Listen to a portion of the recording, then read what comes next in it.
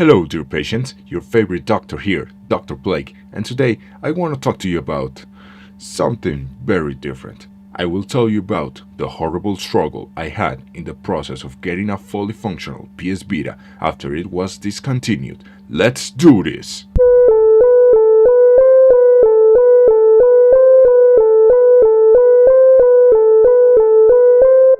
First of all, I feel like I must give you an explanation, since I told you all in my last video that the Vita had flopped hard and didn't matter. Well, that's what I thought, until I watched a video talking about how wonderful the Vita was, how many games it could play and stuff, and that video sold me on the idea of getting a Vita for the purpose of having a portable PS1. Just think about it, being able to play the Grinch while you wait to prescribe cocaine to your patient because he has ghosts in his blood. That is the dream. The year was 2018, so I went ahead and looked for a Vita, and to my surprise, it had already been discontinued. I could only find second-hand Vita consoles, but with so much plague and pestilence in the air, I wanted a brand new one. I finally found one in October 2018, and believe me, it wasn't cheap. It costed almost twice as much as a used one, but I went ahead anyway and got my brand new PS Vita. Now things were gonna be completely great. And then I realized I had just gotten a very expensive paperweight. The day after I bought it, I went straight ahead to a PS store to add some funds and buy me a brand new game. And indeed, there were so many great games I could download. Persona 4 Golden, Jak and Daxter Trilogy, a plethora of indie games that at that point weren't on Switch yet. So I went ahead to get me the Ratchet and Clank collection, and imagine my surprise when I got a pop-up window telling me that I didn't have enough space to install the game. Well, that's odd. The game is only like 3 point something gigabytes. I checked the internal space and oh, I only have 1 gigabyte of storage. Well, I guess I just have to get a micro SD card and put it on the console. Oh no. I already mentioned that the Vita had proprietary microSD cards, but at that time I wasn't aware of the situation. Oh well, I guess I'll just get one from Amazon. Oh dear lord. By that point, I was already hopeless, and I had only one solution to the situation. I needed to hack my PS Vita. I went online to look how I could hack my shiny new PS Vita. Let's see. Okay. Alright. I understand. And there's no hack for the firmware version of my Vita. Son of a... Now here's the situation. The video I watched had promised me that I could play PS1, PS2, PS3, PSP and PS Vita games whenever I wanted. I have fun for days, but at that moment I had a miserable storage capacity. I could only play an indie game called Halloween Forever, Toy Story Racer and Castlevania Symphony of the Night. I'll talk about that one in a future video. Understandably, I was disappointed and really pissed off, but at the same time it was my own fault for not taking the time to do research and confirm the information from the video. If I had, I would have just purchased a second-hand Vita that was already hacked and this video wouldn't even exist. But life's not fair, is it? I was still decided to make the most out of my Vita until a hack came out for my firmware version, and when I found a used copy of Sly Cooper Collection, I didn't hesitate to buy it right away. The game didn't even come in a case, it was just the cartridge, so some of you might already know what happened next.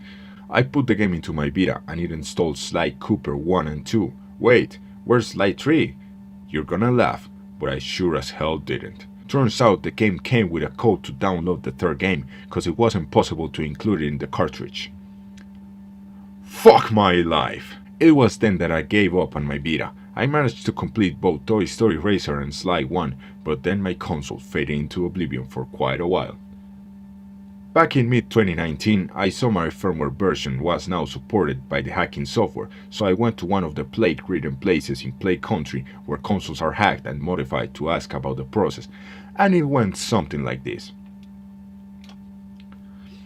Excuse me, can you hack a PS Vita? Yes, of course. Okay, so what's the process? Well, you leave the console here and we put the software in the console. You can pick it up tomorrow. Oh, alright.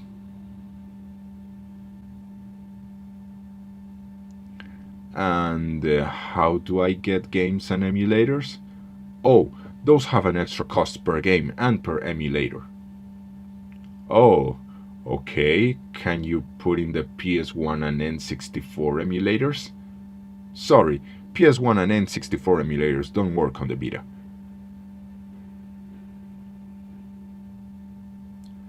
You know what? I'll think I'll come back later. And of course, I never ever went back, and my Vita was forgotten forever.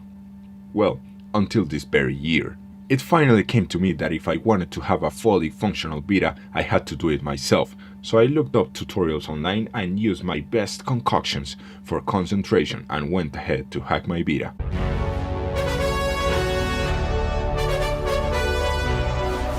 Alright, it took me almost 3 years, but I was finally able to hack my Vita.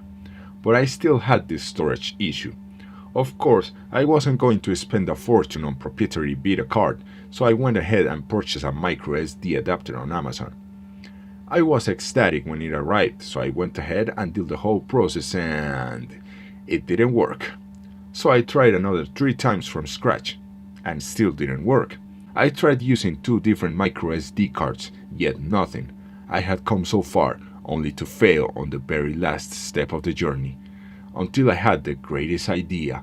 I went downtown searching for my old days purchasing pirated copies of games and found another adapter in the first store that I ran into, and this one worked like a charm. I finally had all the power in my hands, even though I had to go through more hoops to be able to play my favorite obscure PS1 games on my Vita. I was all set. I had all the games I wanted and the emulators I wished for. But wait a second. What about the store worker that told me PS1 and N64 games couldn't be played on the Vita? Well, maybe it was true back then, or maybe she was just a big fat liar, but of course I found the N64 emulator for Vita and loaded my favorite games. And some of them worked. Kinda. Apparently, the N64 emulator is kinda new, and not all games are properly optimized to work yet. Pfft. I'm sure these games work just fine. This thing can run Persona 4 and an Uncharted game, for fuck's sake. How hard can it be for it to run an N64 game? Let's check the all-time classic, Jet Force Gemini. Holy mother of God! So what's the stance in Play Country in regards to the PS Vita? Most people who hack their consoles really like the Vita homebrew scene. It has quite a lot of working emulators and great games overall once you're able to bypass the issue with the storage, and you can find hacked second-hand Vitas in many game stores. Even though with the console no longer being produced, the number has been reduced since I bought mine. In this case, the doctor's diagnosis is to always inform yourself well about a console or a game before buying it in order to avoid unpleasant surprises. I hope you enjoyed this retrospective about the struggles of liking gaming in a third world country. Stay tuned for more gaming content, all with a particular plague flavor. And remember, one game a day keeps the plague doctor away. See ya!